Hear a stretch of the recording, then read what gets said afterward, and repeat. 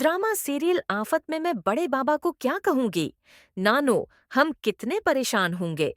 उनकी फिक्र किसी सूरत खत्म नहीं हो रही। वो ठीक कह रही हैं, लेकिन फोन तो उठाया था। इसका मतलब कि उसने बात नहीं की, तो फिर कहाँ गई होगी।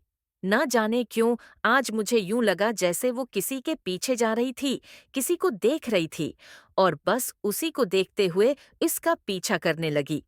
ये सब क्या मतलब रखता है? क्या वो किसी से है? मिलने गई है? आखिर ये सब कुछ क्यों हो रहा है? तुमने उसे देखा?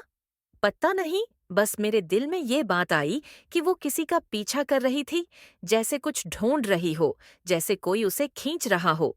लेकिन आखिर हमें क्या बताना है कि वो कहाँ गई थी? किस मकसद के लिए? इस वक्त क्यों गई? लोगों के पास तो 100 सवाल होंगे। कोई कहेगा वो अपनी मर्जी से गई, कोई कहेगा किसी से मिलने गई, लेकिन हमें कुछ नहीं पता।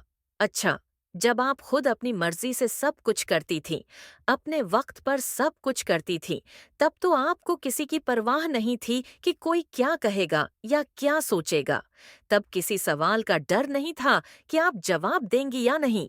और अब जब मैं कुछ करने की कोशिश करती हूँ, तो अचानक आपको दुनिया की फिक्र लगने लगती है। लोग क्या कहेंगे? लोग क्या पूछेंगे?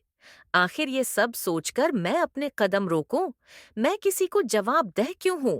मेरी समझ में नहीं आता कि वो क्या कर रही है। उसकी आखिरी काल का पता करवाया और काल उसके घर के बाहर से हुई। अगर उसने घर ही जाना था, तो क्या ये बेहतर नहीं था कि हमें बताकर जाती? ये सब कुछ इस तरह खफिया रखने की क्या जरूरत थी? मुझे लगता है कि वो हमें किसी न किसी सूरत तकलीफ पहुंचाना चाहती थी और उसने अपने मकसद में कामयाबी भी हासिल कर ली। लेकिन सवाल ये है कि क्यों? आखिर वो क्या चाहती है? ये तो हमें सोचना चाहिए कि जैसी वो हमें नजर आती है, वैसी वो हकीकत में है नहीं। इसके चेहरे की मासूमियत हमें फरेब देती है। हमें ये बात समझ लेनी चाहिए कि वो किस तरह से हमारे एतमाद को ठेस पहुंचा रही है। जितना जल्दी ये हकीकत हमें समझ आ जाए, इतना ही बेहतर है। होगा। हमारी फैमिली का सुकून और भरोसा इसी बात पर मुनहसर है कि हम कब तक इस धोखे में रहते हैं। हमें अपने दिलों से ये इंधी मोहब्बत निकाल कर उसकी हकीकत का सामना करना पड़ेगा।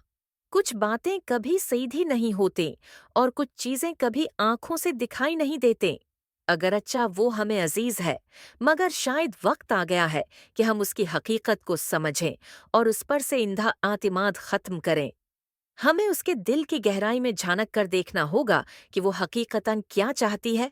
कहीं वो हमारी फैमिली को नुकसान तो नहीं पहुंचाना चाहती। वक्त के साथ बहुत सी बातें सामने आती हैं। मुझे लगता है हमें उसके पीछे कुछ और सोचना चाहिए।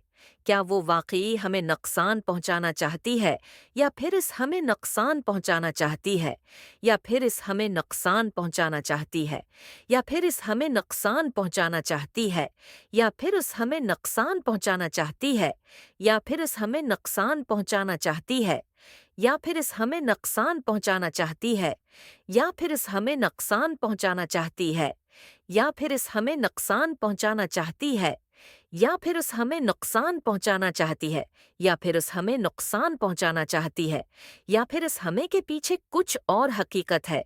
हमारी फीमली की भलाई उसी में है कि हम उसकी नीयत को समझें और उसके हर कदम पर नजर रखें। ये सब हमें शायद आज नहीं, कल समझ आएगा, मगर फिलहाल हमें अपने आप को मजबूत रखना होगा और किसी भी फरेब में नहीं आना।